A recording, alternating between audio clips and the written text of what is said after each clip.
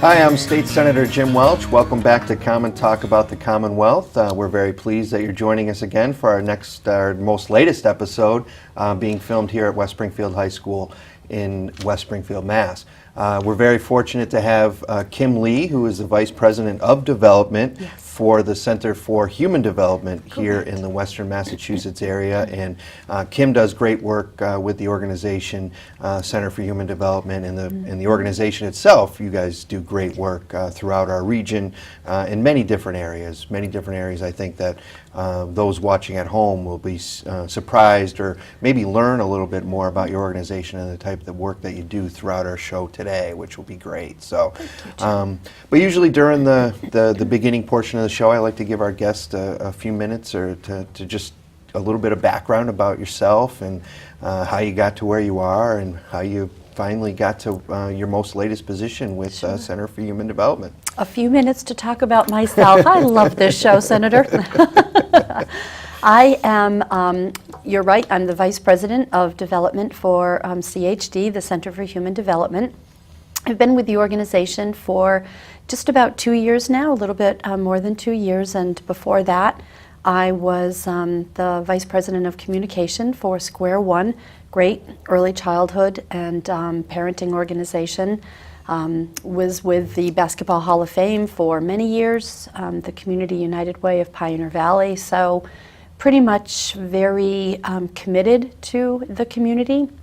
Have had a long career in marketing and fundraising, development and public relations. I have 2 teenage daughters, Aislinn and Nola. My husband and I live in Wilbraham, and having a really great career, Jim. I love what I do. I love the Center for Human Development and really do enjoy going to work every day. Well, that's great. That's all you can ask for in life, That's right? right.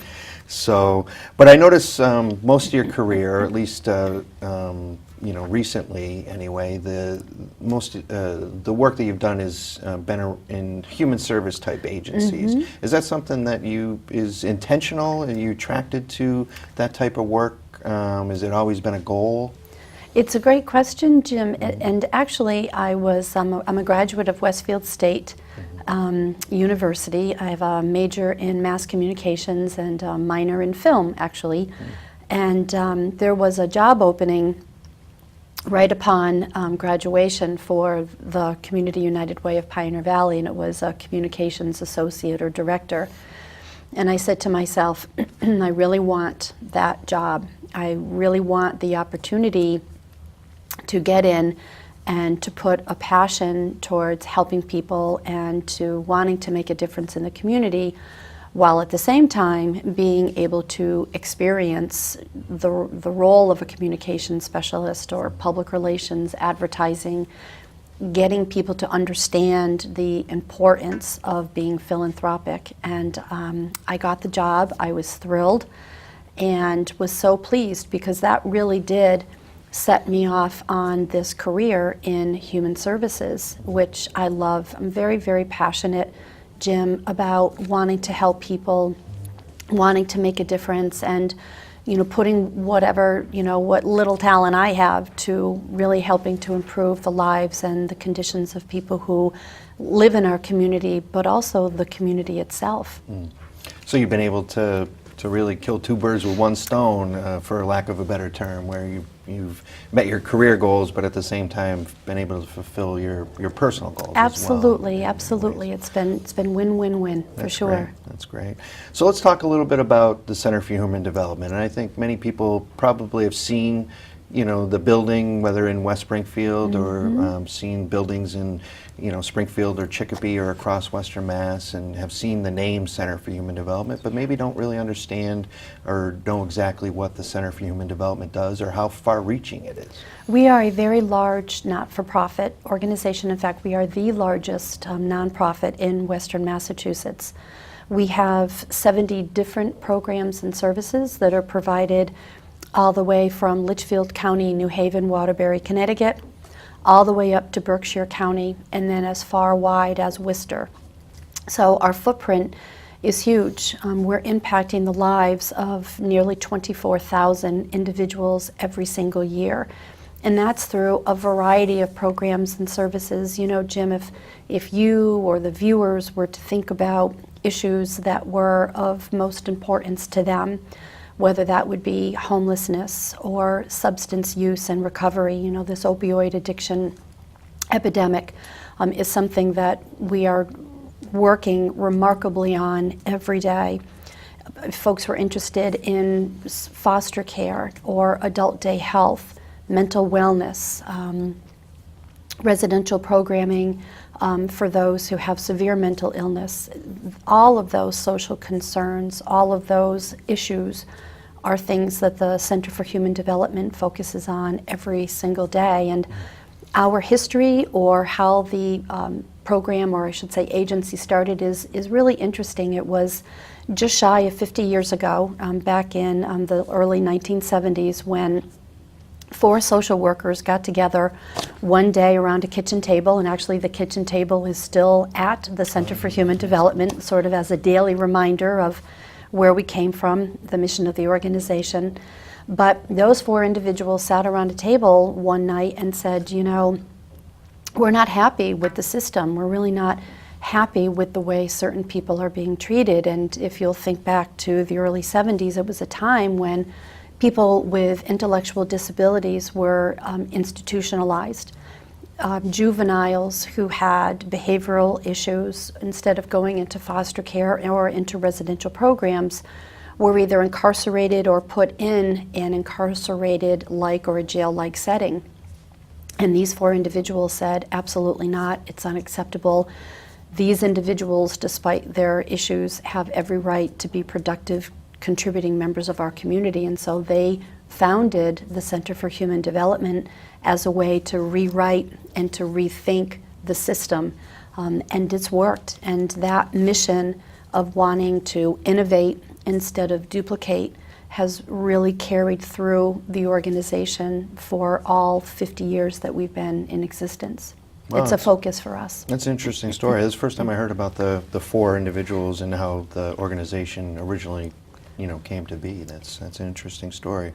Now, CHD, do you deal with adults, with children, all across the age spectrum? Yes. Okay. Yes. Yes, and yes, yes, and yes, okay. yes. So what type of services would you provide to families with children that are seeking services? Sure, it's a great question, Jim, in fact, and timely. So one example I might offer is the fact that it's May, and that is Mental Health Awareness Month. And so CHD is really taking a leadership role in wanting to make sure that families with young children, families with adolescents, families with older children have access to the programs and services that they need to ensure for the emotional well-being of the children in their care.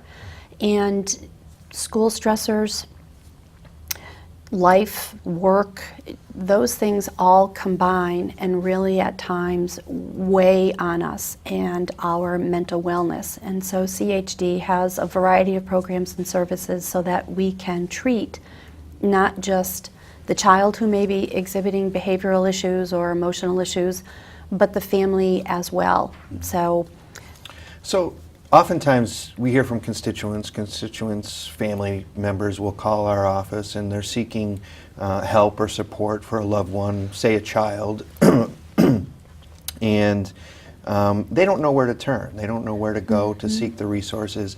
Is CHD an organization that if a family doesn't know where to turn, or if they find the services are lacking, or they just don't know where to find the services, is CHD an organization that families can contact, or do they need a referral from a doctor, or do they need a referral from another professional? Not at all, not at all. In fact, we really encourage, even if CHD isn't in a position to, although I would find that hard to believe, but if CHD for whatever reason was not able to assist a particular family or individual, we will find that organization that will support that particular need or concern.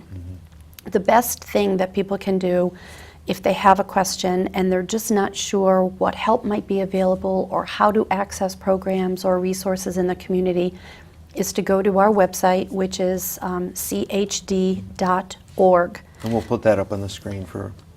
So that they can they can log on, they can go into our website. There's a general inquiry form that they can send to us so that we can contact them and get them whatever help and support that they need. Because what we find in our, excuse me, in our office quite often is it's not that people aren't looking for help, or they're not looking for, or they are looking for resources to help their loved one, or they're to even for themselves. But they don't know where to turn, Sure. or it's just a very cumbersome process, very daunting process for people to navigate through that system.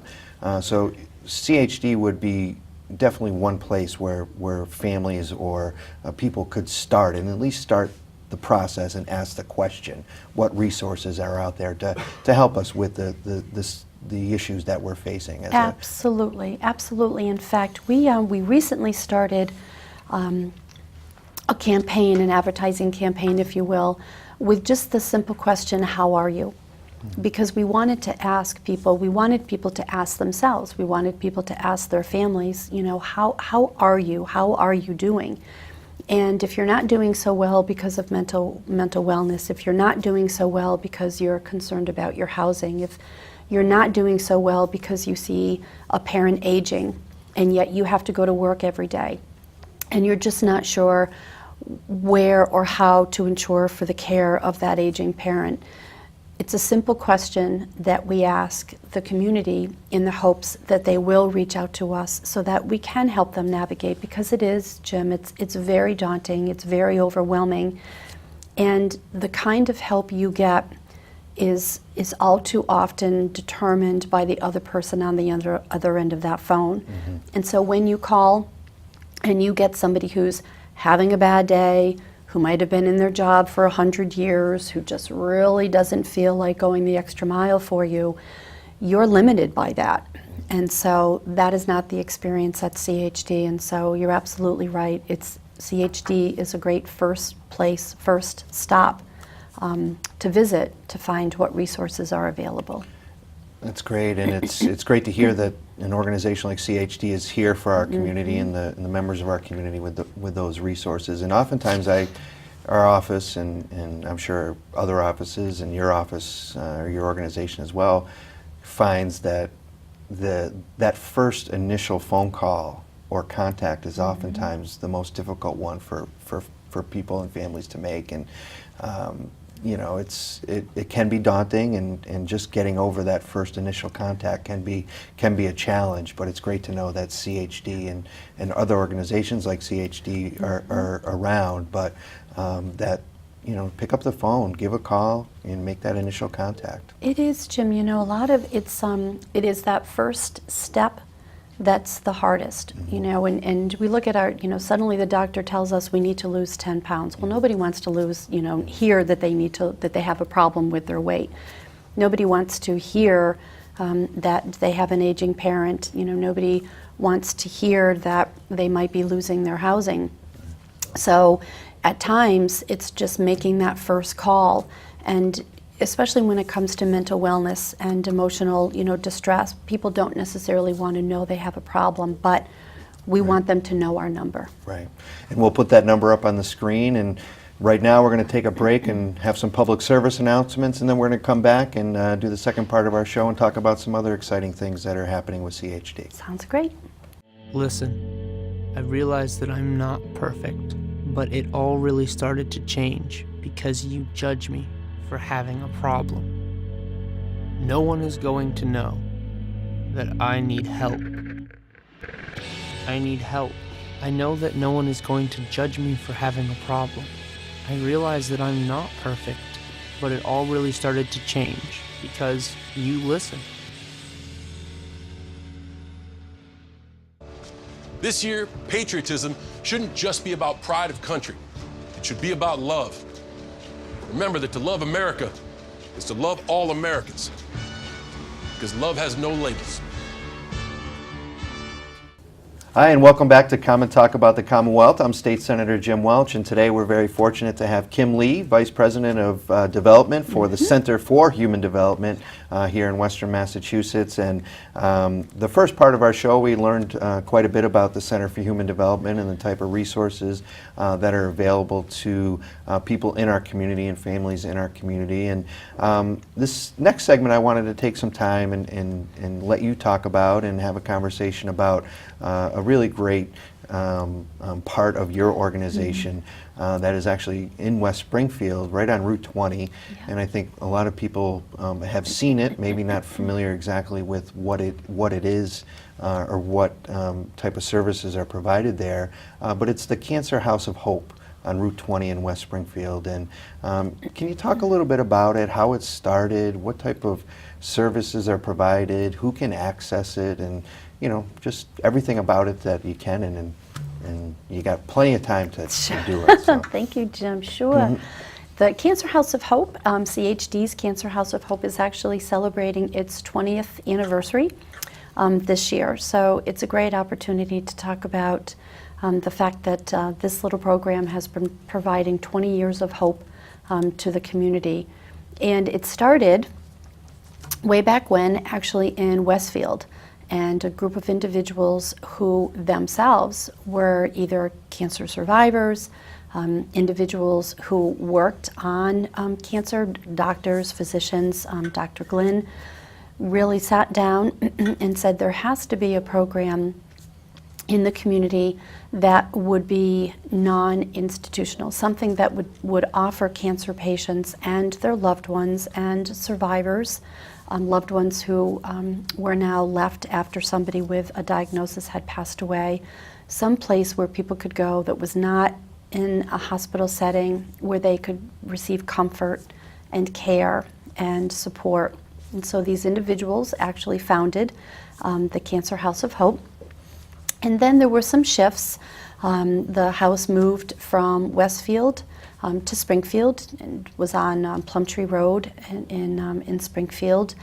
And like some other nonprofits, began to experience a loss in funding.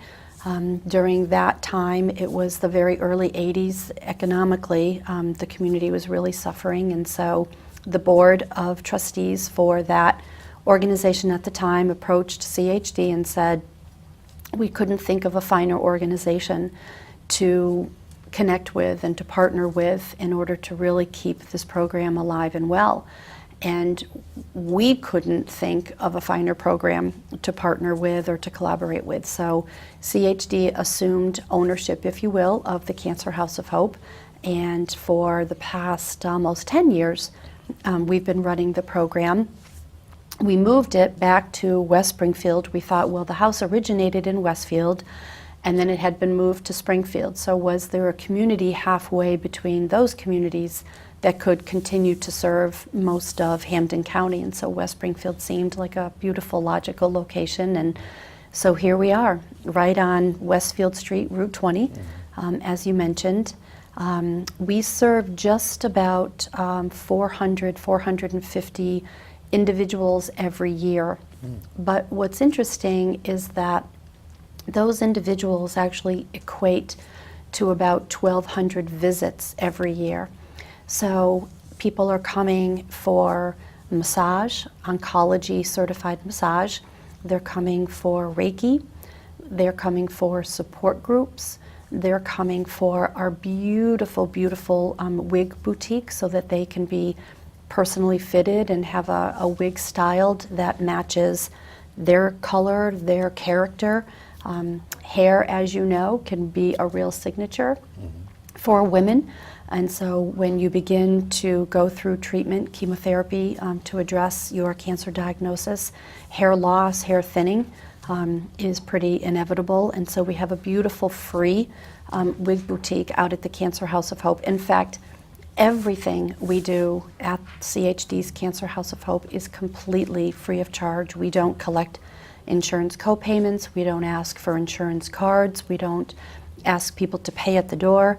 Everything is absolutely free for those who come. Wow, that's great. And obviously have heard of the great work that happens at the Cancer House of Hope, and I know our community is very proud to host the Cancer House of Hope here in West Springfield, and to hear all the great stories that happen there, and the type of support and the services that are provided to people in cases of oftentimes when they really need it and Absolutely. need to be picked up and need that type of support. So I think it's important. You mentioned that there's no cost to it. No cost. It's not an insurance. You don't have to have an insurance card. You don't have to have a certain type of insurance.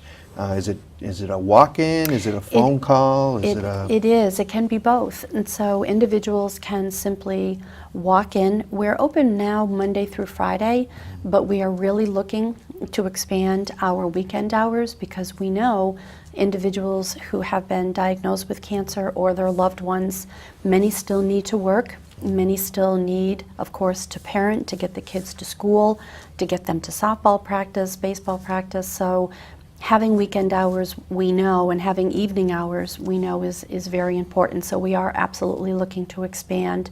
Our support groups right now do happen in the evening, which is wonderful. So it is accessible to folks outside of just that 10 a.m. to 4 p.m. window. But I also wanted to mention too, Jim, because you talked about the community, the West Springfield community has been unbelievably and incredibly generous to the Cancer House of Hope. And I just want to make sure that we take a minute to really thank folks who have knitted caps. I mean, Auntie Kathy from, Auntie Kathy's Kitchen is a regular. Every month she's selling some kind of a new baked good, and all of those proceeds go directly to benefit the Cancer House of Hope. And that generosity, or just knowing that she has the talent for baking and being able to sell that on behalf of the Cancer House of Hope, has exceeded $3,000. Oh, wow. It's allowed us to expand much of the programming that we're doing, but the West Springfield, Westfield community has been extremely generous, and we're grateful. Well, that's great to hear, and it's nice when a community and communities can rally behind an organization or an effort to provide these type of services. Indeed. And one thing I do want to, I've been there, I've visited, and there it is a very private, type. Yes, it's on Route 20, but there's a very private type, setting to it. It's not, so people, not everybody obviously wants to be known where they're going and what type of services they're receiving, especially if they're ill. But but I think from my standpoint and from my visits, it's a very private setting. Is that important to the success? It is, and it's a house. When you walk in, you walk through the front door, and there's a lower level, a sitting room, and we have a brand new fish tank, courtesy of Dave Soda and Pet Food City, which we're very, very thankful for. But it's calming. We have, thanks to the town of West Springfield, Mayor Reichelt and his administration, we have, and the Big E Foundation, supplied funding to the house, which allowed us to completely renovate and make even more private our Reiki and our massage rooms. And so now when people come in, they actually have a very professional, very private setting where they can come in for their treatments. And upstairs we have a very open, very warm and welcoming living room, which is directly off the kitchen. So we have nights during the support groups that we offer where people make a cup of tea, they come and sit down on the couch, grab a cup of coffee, maybe some bottled water. But it really does feel like you're going to maybe your mother's house or your sister's house or a best friend's home. It doesn't feel medicinal or hospital-like in any way. It's very comforting, very calming. And I would imagine that many of the people that do utilize the services are either referred to the House of Hope either by a family member, a loved one, a friend. How does that work? Is it okay if I'm a friend and I know that this resource would be perfect for a friend of mine? Yes. Can I call you and say, I have a friend that I'd like to bring down? Absolutely, and friends refer friends, family members refer friends and their other family members. All of the regional cancer centers in the Pioneer Valley are also referring individuals, doctors, physicians groups, oncologists as well. But that's the beauty of also of having it just be a walk-in program.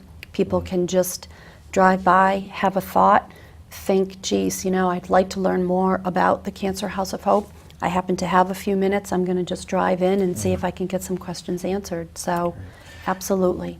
And I know we'll put up all the information about the Cancer House of Hope on our screen. Thank you.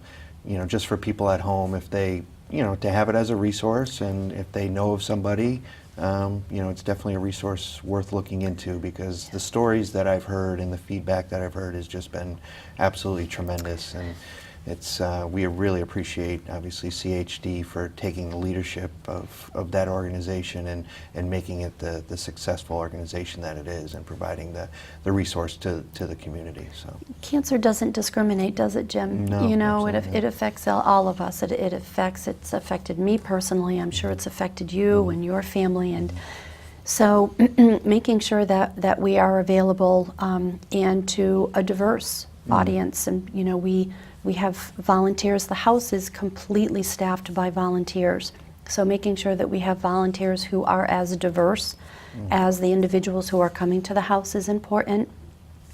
All of our volunteers also have lived experience. They have all survived their own experience with cancer. At one point we used to call it a journey, until somebody with cancer said to us, yeah, this isn't a journey, it's a detour. And so we really began to reframe and rethink the way we talk about it. So when individuals are diagnosed and they now suddenly have this detour, there are volunteers at the house who can talk very specifically with them about their own treatments and their own lived experience. And so if there are viewers who might have a couple of hours a week, some time to spare, they'd like to be able to maybe put together a community project. Maybe there's a teacher watching who'd like to have her, her students get involved in the Cancer House of Hope.